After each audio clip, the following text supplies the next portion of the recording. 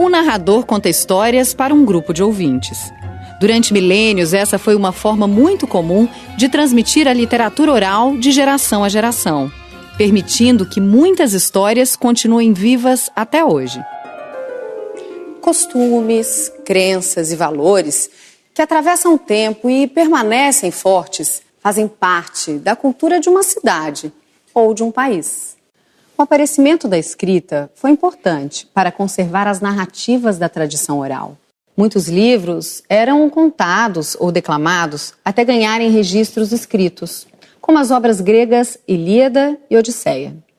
Elas falam das lendas e mitos da Grécia Antiga em forma de versos e marcam o início da literatura ocidental. A Ilíada conta a história da Guerra de Troia.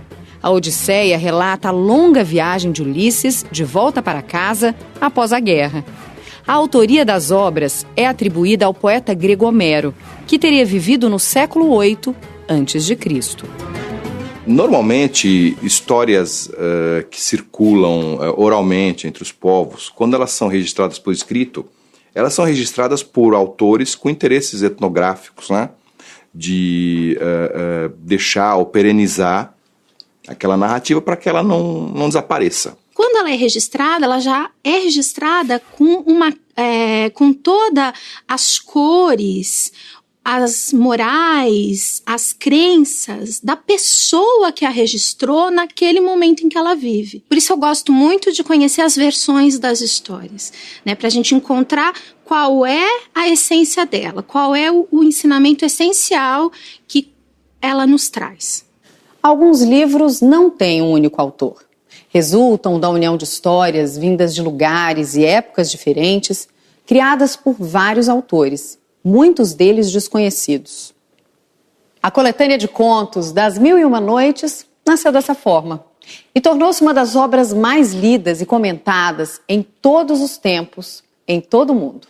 O livro das Mil e Uma Noites, ele é fantástico.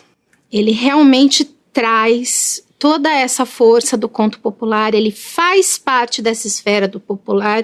Antes de ter feito parte da esfera do culto, ele fazia parte da esfera do popular. São histórias que uma mulher conta para um rei. E essas histórias se dividem por noites. A quantidade dessas histórias pode ser ampliada ao infinito, porque você pode aumentar a quantidade de narrativa por noite. Nos manuscritos mais antigos, por exemplo, às vezes uma noite dura 30 linhas. 40 linhas, mas a narrativa ela pode durar 50 linhas, 100 linhas, 200 linhas, quer dizer, isso é arbitrário, não é? Então existe sim a possibilidade de você aumentar o livro de uma maneira, não vou dizer infinita, né, mas aumentar o livro de uma maneira bem considerável. O rei Shahryar descobriu que sua esposa o traiu com um escravo. Transtornado, ele manda matá-la e decide casar-se a cada dia com uma mulher diferente que seria morta na manhã seguinte. Depois de muitas mortes, a filha do ministro, Sherazade, se oferece para casar com o rei. Conhecedora da arte de contar histórias, ela planeja colocar em prática a ideia de entreter o rei e impedir que ele continue a matar as mulheres. Para isso, ela conta com uma forte aliada. Não espere que eu durma para tentar me matar. Quem vai morrer ao amanhecer será você. Permita, Senhor, que minha irmã entre para se despedir de mim.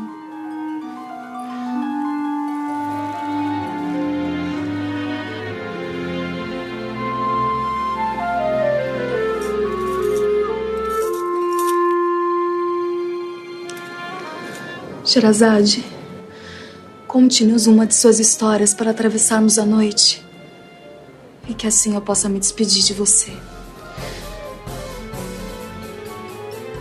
Com sua permissão, Senhor, vou contar a história do mercador e do gênio para entretê-lo na noite.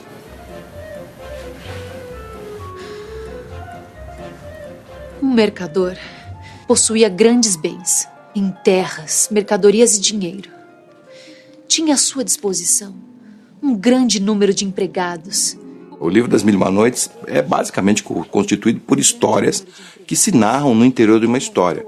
E no interior dessas histórias, que são já encaixadas, podem haver outras histórias encaixadas.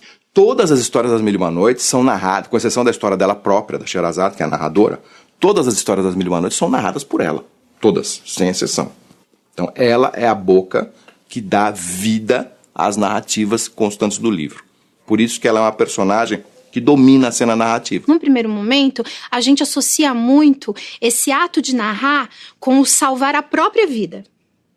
Então, ela está narrando, ela conta essas histórias, mantém esse clima de suspense, mantém o interesse e a curiosidade do sultão vivo, para que ela se mantenha viva. Um dia, um negócio muito importante o chamou para bem longe. Ele montou a cavalo e partiu com o alforje à garupa.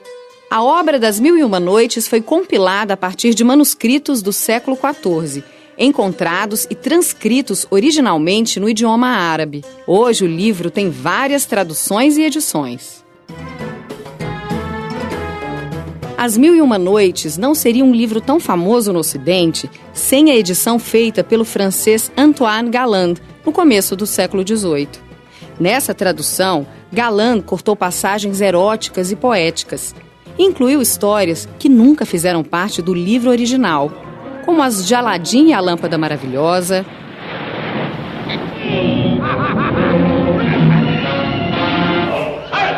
de Ali Babá e os 40 Ladrões e Simbá, o Marujo. Nenhum desses textos de Aladim ou de Ali Babá existe em edições árabes das Mil e Uma Noites. As histórias de Aladim e Ali Babá, derivadas desses textos que na verdade estão na Europa, desses manuscritos que estão na Europa, elas não circulavam no mundo árabe. O que o Galland fez na tradução dele é um processo semelhante ao dos copistas árabes que completavam o livro. O que eles faziam diante de um livro que não estava completo? E não estava completo por quê? Porque ele se chamava Mil e Uma Noites e não tinha Mil e Uma Noites. O que eles faziam? Arranjavam histórias que circulavam ali, que estavam por escrito ou não, e introduziam no livro. O professor e tradutor Mamed Jarouche é o responsável pela primeira tradução do livro das Mil e Uma Noites do idioma árabe direto para o português. Ele pesquisou os registros impressos e manuscritos antigos e conseguiu reunir todos os contos narrados por Sherazade na edição brasileira, procurando preservar detalhes dos textos originais. Um discurso que circula há séculos em forma oral, em forma manuscrita. A partir do 19 passou a circular impresso no mundo árabe, só no 19, porque antes disso não havia imprensa no mundo árabe. A imprensa no mundo árabe é do 19, mas ele circulou na cultura ocidental, seja pelo contato com os árabes, seja pela tradução francesa do Galland, que é do comecinho do século XVIII, seja, enfim, por meio de viajantes. Tanto as histórias, como principalmente a estrutura do livro das Mil e Uma Noites, ela se reproduz ad infinito. São inúteis os teus lamentos, gritou o gênio. Ainda que fossem de sangue suas lágrimas, não deixaria de matar você como matou meu filho. Como? Respondeu o mercador. Não há palavra que vos possam comover? Quereis de todo jeito tirar a vida de um pobre inocente? Sim, respondeu o gênio. É imperioso que eu o mate. Que gênio implacável. E então? Vamos! O que aconteceu depois? Já amanheceu, senhor. Se eu não for morta, poderei continuar essa bela história essa noite.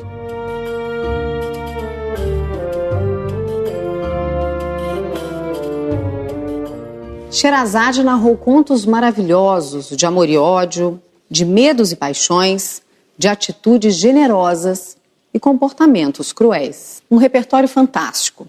Noite após noite, as histórias de Sherazade a salvaram da morte. O rei foi ficando cada vez mais seduzido e encantado, até apaixonar-se por ela. E percebeu que a rede estava muito pesada. Ao puxar com dificuldade, arrastando para fora do mar, essas histórias vão dialogando com esse homem ferido, com esse homem que precisa ser curado, que precisa resgatar a sua humanidade. É o que ela consegue.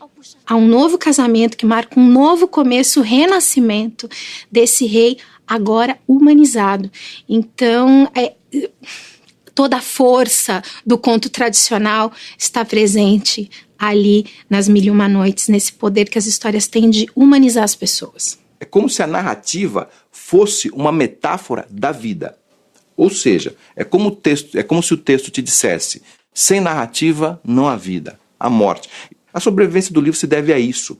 E mais a uma coisa que eu acho que é fundamental nele, que é atribuir à figura feminina o domínio da arte narrativa, que de fato, em certa medida, corresponde à realidade.